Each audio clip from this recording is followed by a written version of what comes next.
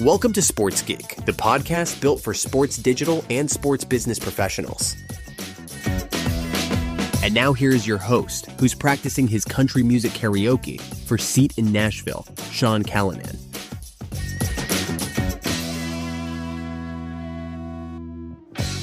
G'day, I'm Sean Callanan and welcome to episode 421 of Sports Geek. On this week's episode, I catch up with Josh Barney and we discuss and preview SEAT 2025 in Nashville, Tennessee. Thank you very much for listening. You might be doing so on our website, sportsgeekhq.com, which is where you can find out all episodes of the podcast and also find out how we can help you.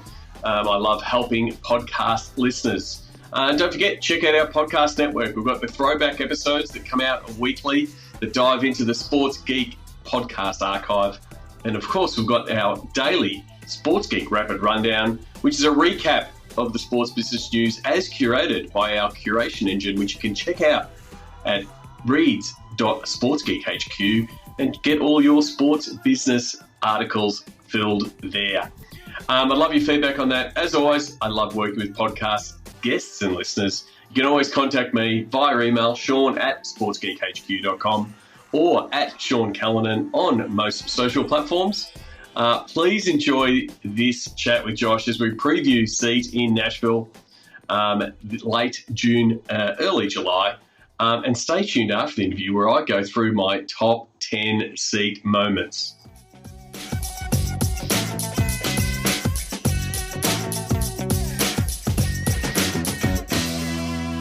Very happy to welcome back Josh Barney. He's the CEO for SEAT.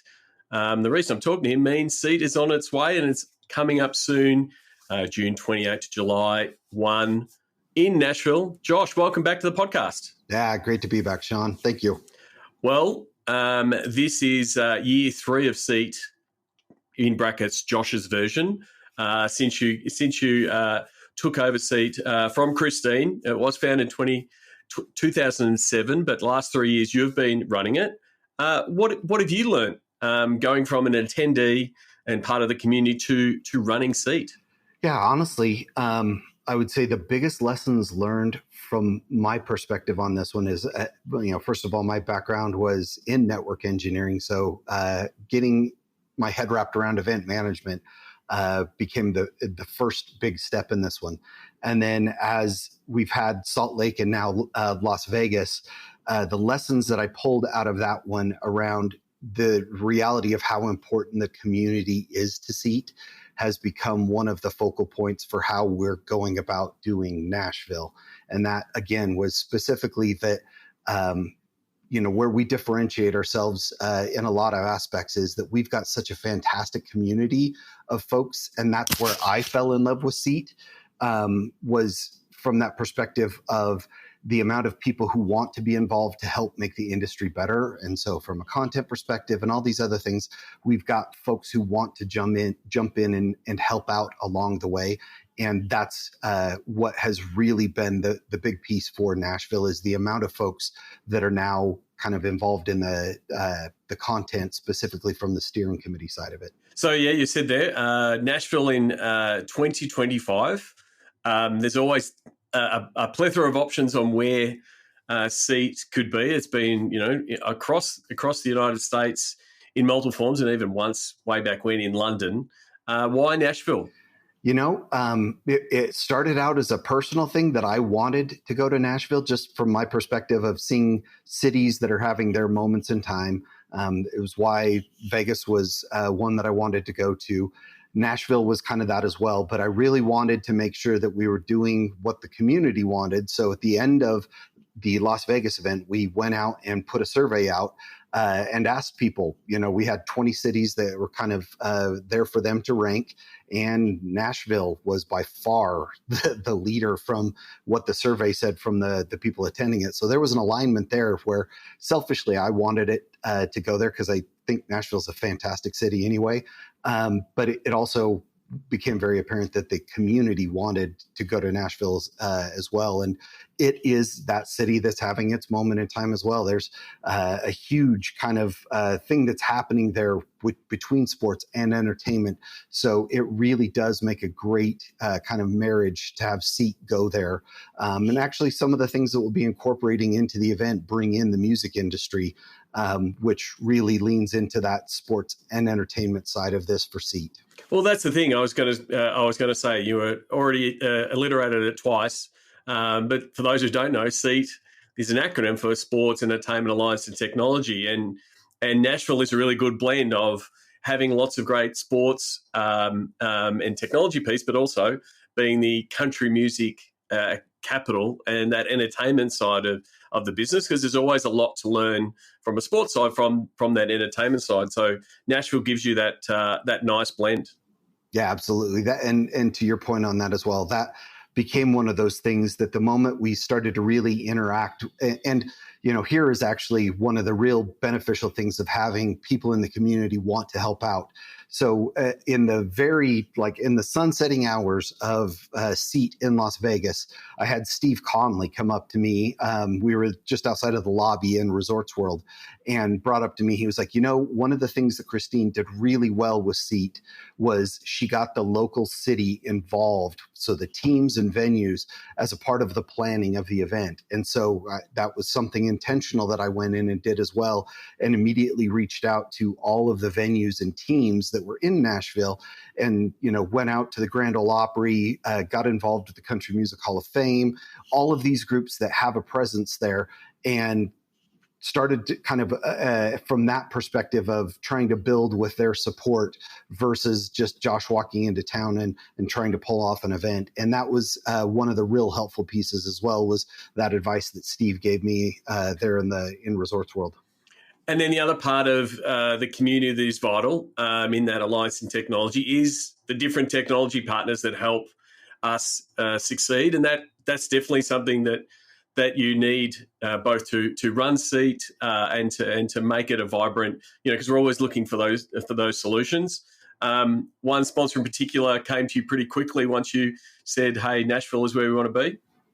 Yeah, absolutely. The moment we kind of put it out there that we were going to Nashville, JMA Wireless had their hand up in the air saying that they wanted to be a part of it. And that was actually really encouraging as well, from knowing that we're kind of bringing this back from COVID, to have folks that want to be involved that way. So JMA came right out of the gate with their hands up. Fernando's obviously been a huge supporter, as well as Diane and Bruce there. And then immediately after that, we all of a sudden have all these other sponsors that are throwing their hand up in the air. With American Tower was one that came out quite quickly as well. And Charles is obviously a huge advocate for us, and Michelle there. So, and Jessica Turner is another one. So having these folks immediately want to be in a town where some of them are doing business there as well, which helps them kind of show off what they've been able to do in these venues as well. So having folks immediately that knew kind of why I was going to that town and wanted it to be a part of it that way was huge. And JMA is obviously, they were hugely helpful for us in Las Vegas, and coming again into Nashville, been massive there as well. Absolutely. And then a big part of, when you do get the community together, and one thing I will say, because a lot of the time the conversation I have it, and it is about meeting up and catching up with people you previously have connected with at SEAT, and it becomes like a family reunion. But the thing is, what I also want to stress is new people arrive every year, and it's very welcoming. It's not, hey, you've never been, you're not part of the reunion. There's always new people, and especially over the last 3 years, there's been people that have turned up to SEAT for the first time, and have been welcomed in open arms. And part of that, I guess, that equation, and to get that to work is to get these events where you get the community connected. You've had a day of sessions, you've learned a lot, but then getting together with the events, that's a big part of SEAT. Can you sort of take us through what we have planned to beginning with on the Sunday with the welcome reception? Yeah. As you said, the family reunion on that Sunday night, the 29th, will be at Bridgestone Arena, and American Tower, who I already brought up, will be there with us. They are the ones who've got such a great relationship with them that helped facilitate that to help us get into the building and be a part of that and help build that relationship that way. And one of the things that is special about the welcome reception is that most folks are getting together for the first time every year. So that's where it really gets that nickname of the family reunion is we have a chance to just be in space together, catch up, find out how each other's families are doing. It is one of the special moments of SEAT where there's nothing really to do other than just be there and interact with other people.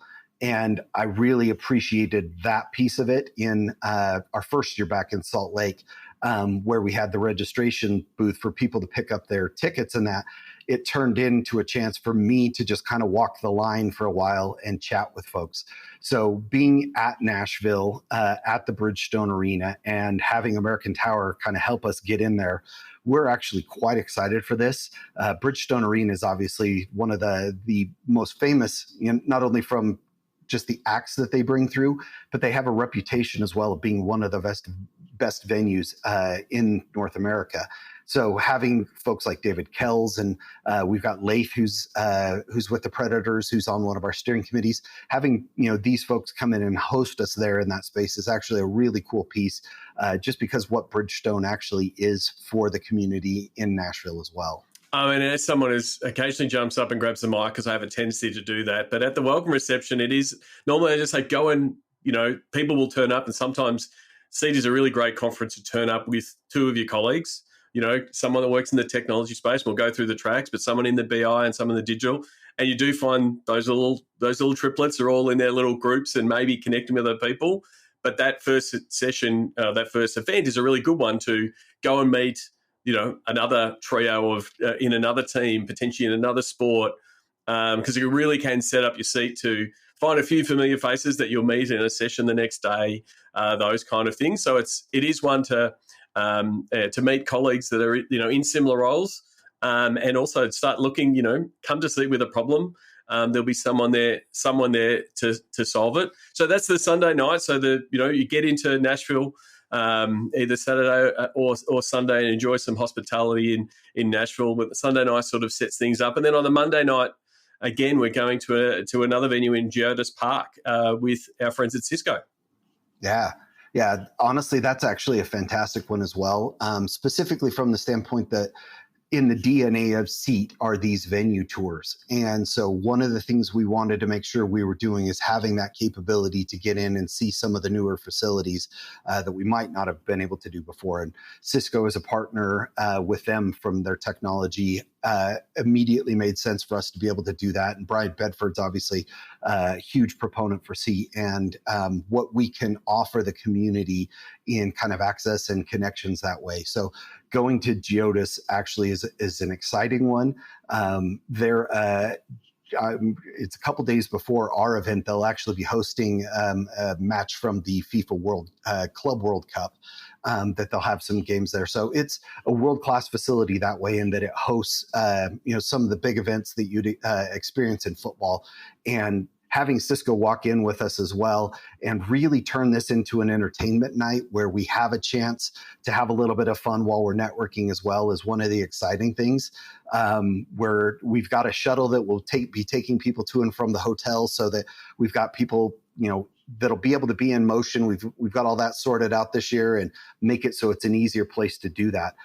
So we'll start the night off with a venue tour and end up with a little bit of entertainment and kind of social networking in there as well. And then after that, breaking out into the town, getting out to Broadway, whatever that looks like from bouncing between the honky tonks. It's going to be a great time in Nashville that way. Absolutely. And then the good thing is, I guess one of the learnings and lessons from last year is that, there's no RSVPs. It's everyone attends the three events, so there's no confusion or not knowing where people are going. So the good thing is, we'll be look at Nashville. There will be a bunch of sports executives on the prowl for those couple of days. So that Monday night will be good, and then to close things up, you've really brought a little bit of a lot of Nashville to the closing night event. At the Country Music Hall of Fame. Yeah. So that night is actually going to be a really special night. So it's going to be hosted by charity that my wife and I started this past year. And it's specifically in an effort to help bring visibility into the need for us to make our public venues more accessible. And we have some fantastic partners that have come along with us on that one. The Country Music Association has actually come in, and they are partnered with us on that event. We have AmpThink, Uniguest, and Peerless AV have all come in to support that event, to be a part of that, to help make that night possible. And one of the cool pieces about Nashville, when we bring up the music industry, is the singer-songwriter culture that exists there. And we found a woman named Lindsay Lawler who that's what her world is. She's also a Sirius XM radio host. She's got 1 million plus people that tune in to listen to her daily. And that's one of the cool pieces, is that she's got all of her friends that are the hit songwriters, that are the songs that we all know from many years past and even present ones. And so she's bringing in her best buds, who are the hit songwriters, to come in and perform for us and give us a little bit of the behind the scenes of why they were inspired to write those things and kind of what led to that. So we've got multiple hours of them being able to do those presentations to us, and then we also have run of the museum as well. So everybody's going to be able to actually move throughout the museum and be able to experience all of that and see kind of where all of those pieces of culture, from where country music started to where it is now, and how it's all branched out and how everything ties together. So it really was kind of the way to culminate the Nashville event by bringing something that is true and authentic to Nashville itself. Absolutely. And it's going to be something you don't want to miss. So don't do the thing of, I've got to leave the conference and get home on a Tuesday night, because you will have massive FOMO if you're sitting at the airport terminal and you start finding out what the great night is. So make sure that booking is for Wednesday, and have a great night on that Tuesday night. So they're the extracurricular activities, the networking, the one that helps form those bonds, that really strengthens the seed community. But it is also anchored on knowledge sharing, solving problems, and the content. And so that's across the 4 tracks. And for those who don't know, and if you've listened to podcasts, I've been a long attendee of SEAT, and it did start from a place of technology and all their CTOs, and then expanded to having multiple tracks. We've now got 4 tracks. I just wanted to sort of go through each of the tracks with you, Josh, on what they've been working on, how they're being put together, and what people can expect from those tracks. So first of all, you've got the venue tech and security. Who are the people, building the content for that, and also who are the people who should be attending those sessions? Yeah, well, the venue tech and security track is actually the track that was what interested me the most when I was on the team side. My role was specific to kind of the technology inside of the venue. So some of the things that you'll learn about in there are going to be centered around the facility, around the infrastructure that you would have in there, whether it be hardwire, Wi-Fi, the DAS system, cybersecurity, data center type of content. So the folks that this really kind of centers around are your facilities people, your IT people, and those that might be involved in a little bit of F&B that way. Absolutely. And the steering committee, I guess, behind that, they're the people who are rolling out the tech, rolling out the changes, whether it be a completely new build or retrofit builds. They're in that world every single day. Yeah. And that's actually one of the cool pieces about this as well is, again, when we go out and reach out to these folks to get them involved from that perspective, there are so many of these folks that come straight from these roles that are hugely helpful in this. So we've got David Jones from AEG. We've got David Payne from University of Oklahoma. We've got Win-Win from the Vancouver Canucks. We've got JP Williams from Texas Tech University. Andrew McIntyre, who's our hometown boy there in Tennessee Titans. And Daniel Prislavsky and Opara Young. We've got some names that actually, the community is very familiar with. These are folks that have had a chance to sit down and be able to kind of talk about what, that matters to them as the boots on the ground. And so the content that we've been going in and pulling around that directly reflects that type of content that we have in there. So some of the stuff that we've got in the venue tech and security track, we've got conversations around wayfinding and smart navigation. We've got a conversation around smart venue and IoT devices and how to integrate those better into your world. We've got conversation around managing and driving more revenue with your digital signage and your IPTV solutions. We've got conversations around smart venue management, around advances we've started to see there. And we've got, like I said, a conversation around data centers. And then kind of the final one that it's not final, but it's one that I get, again, is special to me, is around accessibility and inclusion in your building. We've got conversations around how to improve your hearing systems that you have inside of your venues for those who have hearing impairments in that. So a lot of great content that we've got coming in that session. So we've got some great announcements that will be coming out for some of the people involved on that. So on that, people in the venue tech and security, and again, you rattle off a bunch of the folk in the steering committee. I'm very happy to endorse a stack of them because a lot of them have been on the podcast, like David Jones, David Payne, Daniel Brusilewski. They're very much people who are rolling out technology, or CTOs overseeing things. Sports technologists looking at that piece. They're the people that are in those sessions having those conversations. The other thing that's important for each track is the track sponsors that are very much embedded in these conversations for venue tech and security, who is supporting SEAT 2025. Yeah, we're happy actually to announce that we have Verizon that's coming in as our partner for the venue tech and security track. And again, Verizon's a household name, not only in the consumer side, but in the business side. And some of the conversations that we're going to be bringing with them around that are specifically around some of these, the Verizon Insights platform. And it was the smart venue and IoT devices component to that. So there are a lot of things that we can learn from market leaders in the space, which is awesome. One of the things that I always ask out of not only our partners, but our presenters is that what we go in and present is scalable technology solutions so that when people walk away from SEAT, they have something actionable that they'll be able to use when they get back to their venue.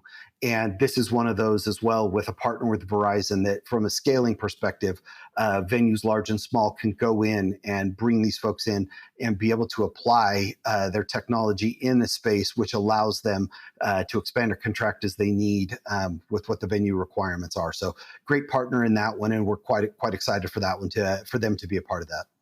And then one of the things, I think one of the key growth pieces for SEAT was when it moved from just being that technology piece to who are the people using the technology and analyzing what the technology is capturing. And that's where you get the data and business intelligence track.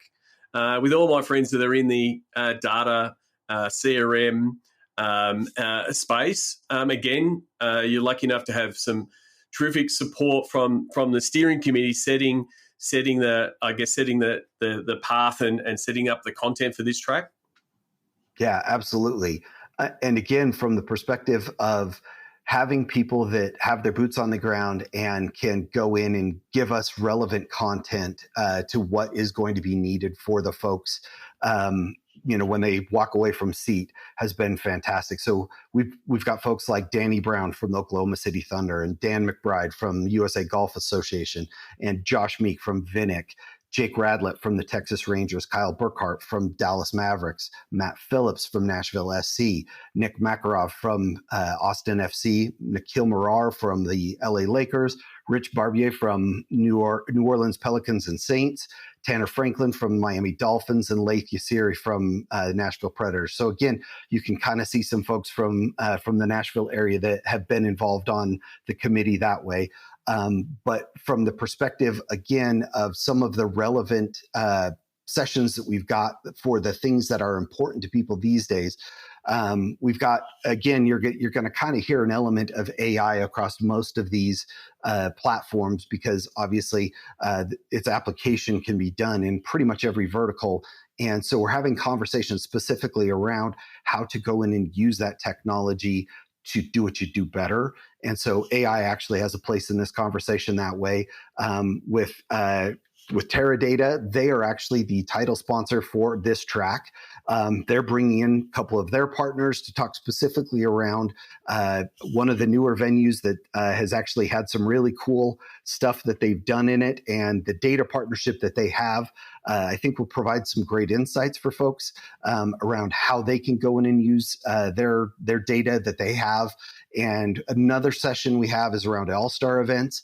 We're quite excited about that one, bringing in some of the teams and venues that have been involved in not only the NFL Super Bowl, but the NBA All-Star Game, the MLS All-Star Game, the WNBA. So we've got a lot of folks that will come in and talk about kind of these one-off events and how to use the data that you're pulling in from the greater experience with those to kind of drive some revenue and get better engagement out of your fans and that once that event is done. So quite excited about that one.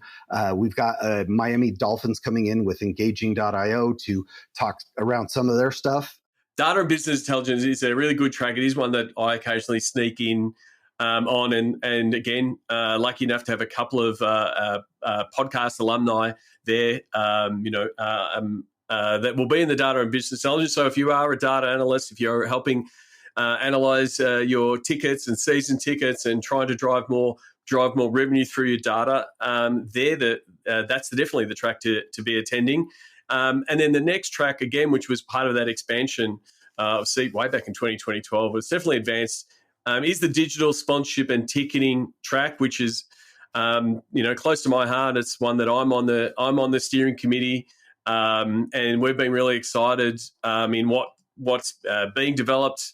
What is new, but again, for you, what's the piece that I guess excites you around that digital sponsorship and ticketing, and I guess the people behind it forming what the content will be? Yeah. So again, some of these folks are individuals that have helped out in the previous two events. But again, bringing their expertise and knowledge of seeing that. And one of the things that I really appreciate as well about all of the steering committee members, as well as kind of where they're coming from, is the kind of the diversity of their kind of the space that they're in. So we have GM from the Anaheim Ducks, fantastic from that perspective in seeing a few different things. Bobby Walker from San Diego State University and his ticketing background. Patrick Hooper from the Sharks, Jared Nobles from Monumental, Zach Burleson from Churchill Downs, which I feel like is an incredible introduction into a world that does something very similar to what we all expect. It's obviously sports, but has a different approach to it in certain ways because of the event around it. So we feel like that's an incredibly valuable piece to bring in. Brian Costello from the Portland Timbers, Lauren Lambus from the Orlando Magic, and Lenny Go from Tradable Bits. So again, bringing folks in that have these different, kind of diverse backgrounds and diverse places where they work, I feel like is an incredibly valuable asset to us from the content perspective and some of the things that they're doing. And then the last one, which is effectively an invention of yourself. So this is the track that was added on for Utah and for Las Vegas, and was a new track, and it was one of yours. Fan experience is what it is, but it was one to again to connect those dots of the technology, the venue tech and security, really talking about the ones and zeros and getting the network right and providing the infrastructure. But this one's more about customer experience. What does that fan experience look like? And again, lucky enough to have some really talented individuals behind the scenes from a steering committee point of view and really drive what that conversation looks like. Yeah, we actually were able to bring in Chris Freet, who was a seat kind of alumni from it pre-COVID, and getting him involved again, kind of with the perspective of what he brought from the collegiate space, and now where he's positioned himself with WMT is incredibly valuable. We've got Renee Ciuta, who's with ASM Global Legends, and she is over customer experience for 300 plus venues and how that interacts that way. Stacey McGrainer from the San Jose Sharks is over that. Austin Reed with the Indianapolis Colts, and Kemi Testa from Guard IQ. Having all of these folks that their role is focused around what that fan experience looks like. And that comes from not only the employee perspective on creating good experiences for your employees with their technology tools, but also what that ends up being when we create kind of the perfect environment for a fan experience to be well built. And one of the reasons why I wanted to introduce this track was I felt that it was a good moment in time because we're seeing so much overlap between the tracks now that I really wanted a space where the member of the venue tech and security, a member of the data and BI, a member of the digital sponsorship and ticketing track could sit in the same room from the same organization and be able to see what a fully built fan experience looks like and help them recognize where their role fits into creating that experience. One of the things that we're trying to do with Seat is to break down those barriers that exist internally within organizations to help that communication be better so that folks, that the marketing team can have those conversations with the data and BI group, that the data and BI group can communicate to IT what their needs are so that everybody's working towards common goals versus independent departmental goals. So the fan experience really is trying to give opportunities for these cool conversations to take place and see some of the stuff that's been built out there that is really kind of amazing stuff. Some of the content that we have with that one is we actually have a session where we're going to then follow it up with a workshop around fan journey mapping. One of the things that we want to do is help people really, truly understand how to interact with their fans, not only just from the perspective of, from the time that they're kind of interacting with you, buying tickets or whatever, but also as they come into your venue, for those that have different needs, what are we doing to help those people to have those needs addressed inside of their venue so that it feels like it's a part of the event and not something that's been bolted on after the fact. We've got a session with Clemson specifically around them hosting the Savannah Bananas. Obviously, the Savannah Bananas are a very big talking point right now, specifically around fan experience. And I feel really excited about having, kind of that perspective of what it's like to host that inside of your venue and what all goes into that. We've got Cosm coming back again for a second conversation with them. Now that they've got two venues kind of in their portfolio and two more that they're building, what are some of the things from a technology perspective that they walked into the building these venues that maybe wasn't what ended up being the case, and where did they find their wins and not? So some of these things are really kind of cool conversations that we'll be able to be a part of. One that I'm actually super excited for is the Houston Livestock and Rodeo. It's the largest event in North America, and over 20 days, they bring in almost 3 million participants into their event. And it's a lot like the entertainment districts that we're talking about now, where they have people that are coming in specifically for concerts who may not have an interest in a livestock show or may not be interested in a rodeo, but now they're having these interesting, ways of cross-promoting and trying to build fandom from people that are coming into their space that may not be there for the one particular purpose, that they bought a ticket for. And that's one of the cool pieces of kind of how this fan experience is that these, I feel like, are problems that a lot of organizations are trying to solve. And we're hopefully bringing in some of the folks that are doing a pretty good job of this to help them kind of see what that looks like, that they could take some of these lessons learned and take it back to their own venue and apply those things. Absolutely. I mean, you're diving in there on some of the content and some of the things that has been changed based on the feedback from attendees in Las Vegas. One of them was, and one of the changes is quality over quantity. And so it has been a challenge as a steering committee member. There are 6 dedicated sessions for each track, 6 all-in sessions for everybody. And so there's so many topics that can be tackled, but that's where I guess the steering committee has come in really handy to lock in what those 6 are and really making sure that those 6 sessions are really relevant, really current. Looking really at solving problems.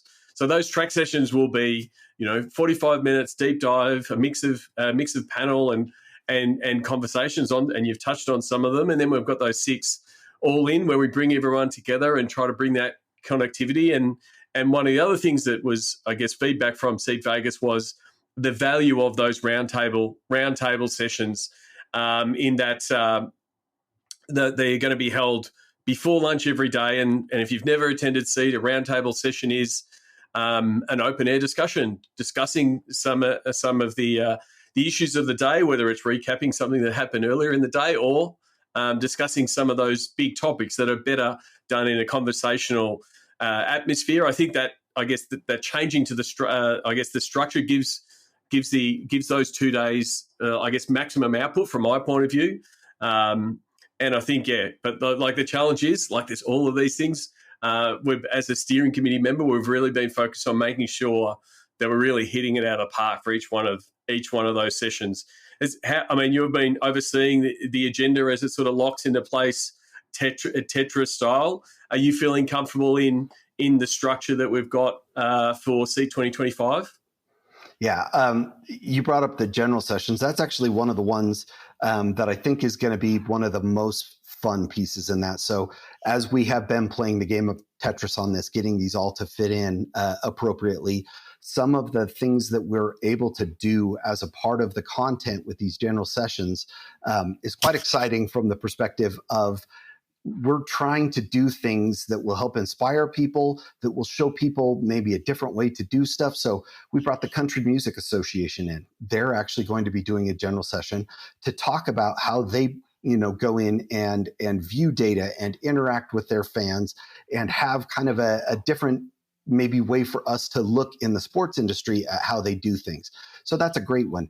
JMA, we're actually bringing in some big hitters for their stuff. I'm not going to steal their thunder because we want to do our announcement on that one, but fantastic stuff. We've got Infotech that's going to be coming in to talk about some of the data and research that they've been doing around the sports space, specifically in that effort to try and help people not make as many emotional decisions, but give them some science behind it as well on why they need to do things maybe differently. One of the things I feel like we've seen from what happened in COVID is COVID gave us an actual great opportunity for us to reset as an industry and do things differently, adapt to what the landscape has changed for us.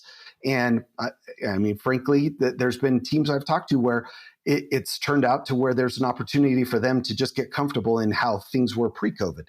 And so bringing Infotech in and groups like that to help people see that, the industry changed. Technology is no longer the same as what it was pre-COVID, and helping us adapt with the right information is a great way for us to keep the industry moving forward, and having them come and speak around that is fantastic. Then one that I'm actually super excited about is bringing in some of the OGs and having some of these people who've been technologists in this space for 30 plus years talk about what it looks like from the perspective of being uncomfortable with technology. And I mean that from the perspective of technology is an iterative process, and having people who've seen pre-internet to where we're at right now and show what that process looks like, as growing and making decisions that you don't know exactly what it's going to turn out like. But that's the beauty of kind of technology, is when we get it right, we get a beautiful product, and we have amazing fan experiences because of that. And so one of the things in the industry that's been very common is copy and paste. We wait for somebody to go out and do something and then try and copy and paste what they've done. And one of the things we're going to have to start being a little bit more uncomfortable with is not necessarily being on the front of a technology wave, but being out a little bit further than we have before, and knowing that we're being asked to do more with less, that we have typically smaller teams with fewer resources to be able to pull those things off. This is one of those things of hearing from people who've been down the path and had to go through what that is. And they've done it for 30 plus years, I think is a fantastic opportunity for us and even the new individuals that we brought up in the industry to be able to go through and see what this looks like, to be able to have that opportunity to go in and learn from these people who've built the path that we're on. Well, I'm looking forward to that, because I will be moderating that event with my good friends Katie Lopoff, Steve Reese, and Todd Kafflish. And it's not only that piece of how do you see technology in the future, but also how do you lean on friends and colleagues and community, which Steve is a big part of, to help understand what that solution is. You're not on an island, and they've been terrific mentors for the industry.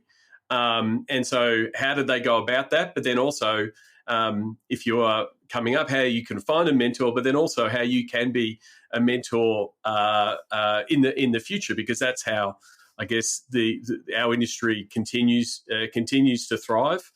You've had a couple of other sessions which you already mentioned. The Miami Dolphins talking about their data technology journey, the Savannah Bananas. What am I doing? In that fan experience space, obviously one that works. Look forward to, and then one that has been a big talking point in the digital space is sort of breaking some of the norms, but looking at what works in game day in 2025. So, and sort of what still works, what should we not stop doing? And so that's where Seek can either be that high-end theory, looking forward and what you're trying to do, but also practical things of, like you said, copy and paste. I say steal with pride, like, oh, I want to use that. I'm going to use that from next week or from next season. So you can get both that strategy and that 30,000 foot view of what you should be doing and help set what you want to do. But then also there will be people with their boots on the ground, still doing the work, and some real useful tactical stuff that will happen in the sessions or in those follow-up sessions, or a lot of times in those round table sessions where you get to ask the question, oh, how did you do that? And it starts something that, might continue via email and phone calls very months into the future. But it gives you that spark of inspiration, as you said. Yeah. One of the things as well is, having a lot of conversations that I do with folks from the community, from the industry. And, I have conversations with people who tell me over and over again that they've built their career from their networking and from the education pieces that came from SEAT. And specifically, I'll refer to myself in this as well. When I very first became a director of technology for the Jazz, there was an individual that I was corresponding with. He was one of the first people I interacted with on LinkedIn, and that was Todd Kaflish. And his recommendation around going to SEAT, because where I was at in time and space, there was one other pro sports franchise in Salt Lake City, which was Real Salt Lake. And they had a little bit different things that they were doing. They were an outdoor stadium. I was in an indoor arena.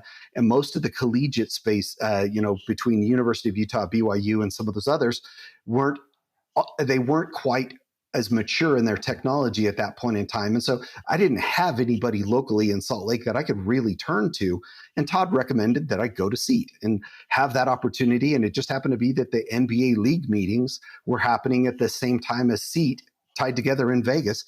So I got introduced that way. And a lot of the conversations I'm having with folks that, are now the CIOs for these organizations or the SVPs of technology is, they talk about how they've had their time at SEAT and it was great help for them.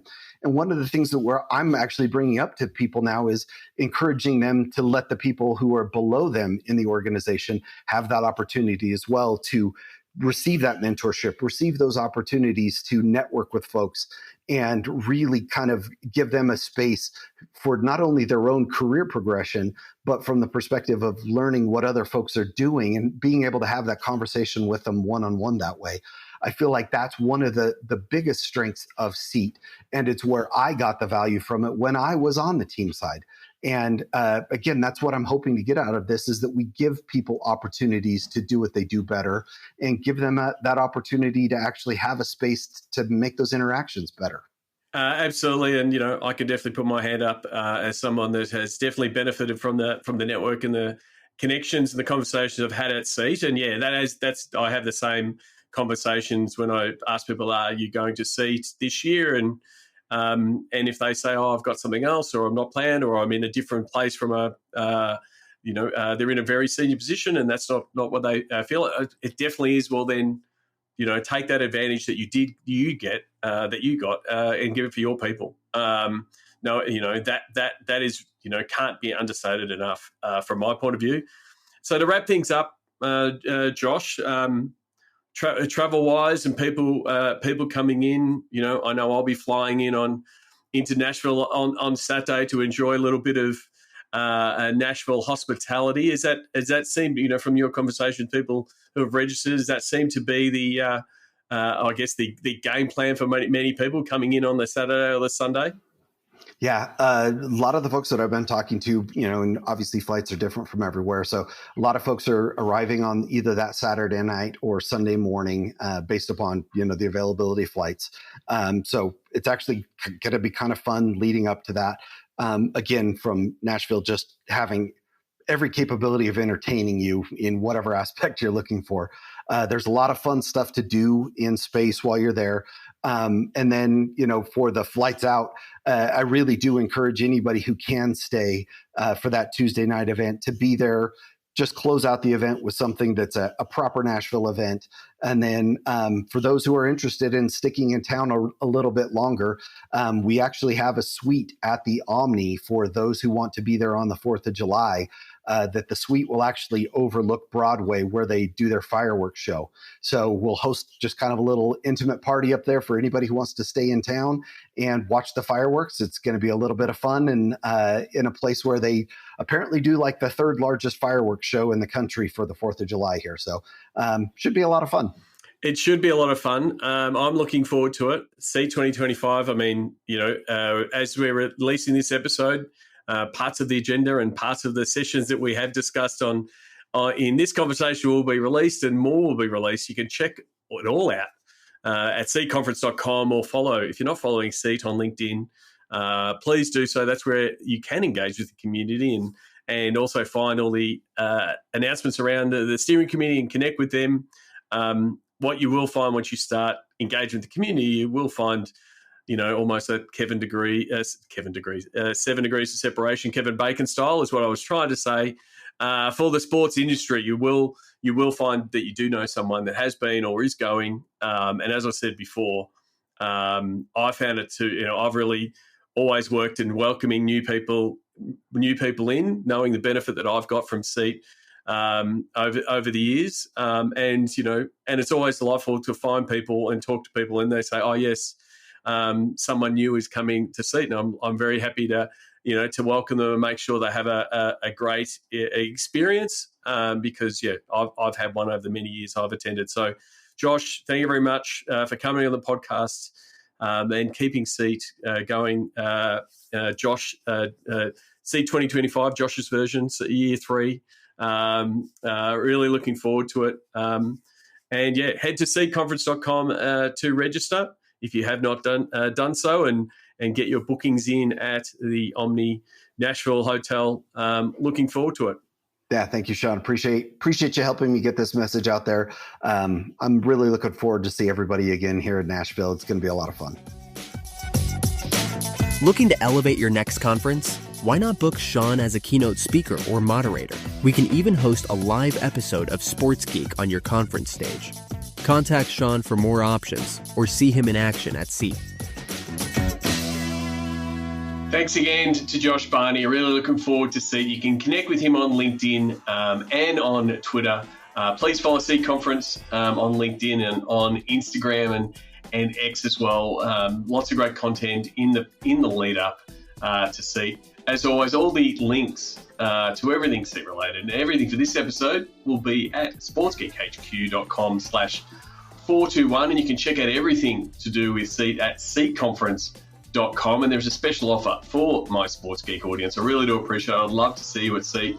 I love reconnecting with people who have been guests. A lot of guests and a lot of Sports Geek alumni will be in Nashville. Just use the code SportsGeek. And this is the only time that's all one word, no spaces. Otherwise, in every other time, there's a space. But when it's a code, it's all one word. Use that when you register for Seat. I'd love to see you in Nashville. And as promised, I wanted to tease. I teased before this interview my top 10 Seat moments. So here they are. Number 10 is actually my first Seat, 2011, in Los Angeles. And one of the fun things was the tour we got of then it was the Staples Center with Shane Harmon. I've got a photo on my desk of Shane and I with 3 Laker trophies won by Shaq and Kobe. So that's number 10, my first Seat. Number 9, 2016, Las Vegas. I may I may have got kicked out of a casino for jumping a karaoke queue, but very thankful for the support I had from the Seat community to head on to the next venue. I was a little bit older and wiser for number eight, 2024, when we returned to Las Vegas. And that was in 2024, and I really enjoyed the JMA All-Stars panel. I did. Great discussion, great room, great vibe. So I really enjoyed that. So it's not just the after-hours activities at Seat. Sometimes it is the panel discussion and the content. Number 7 was 2012 in Boston, where a few days after Usain Bolt bolted in, so to speak, and gave us the bolting pose, I got the whole Seat crowd to be bolting just a few days after he did it in 2012. So that was, again, a fun moment, getting the crowd involved. Number 6 was 2018 in Dallas, where I ran my first Digital to Dollars workshop with over 100 people. I think there was about 200 people in the room. I had some terrific assistant coaches in Jane Busman-Wise, Jesper Nilholm, and Zach Monette. And it was great to go through the Digital Dollars pillars in a large room and really get that conversation going. Moving along to number 5, which was in 2013 in Kansas City, where I turned up in a moon boot as I tore my Achilles 6 weeks earlier. Now, that's not the highlight, but my highlight was the fact that I tore my Achilles and I was in a moon boot and I was on crutches, was that my son, Reese, attended Seat for the first time as an intern. And so that was a terrific experience for him, terrific experience for me as a dad. But yeah, it did make Kansas City very memorable. Number 4 is the following year. So I obviously recovered from my torn Achilles, turned up to Miami, and unfortunately this is not a highlight, but I turned it into a highlight. Yes, you're hearing that dead air, that's me miming. I lost my voice. 36 hours before Seat kicked off, and I was doing the opening keynote with Christine.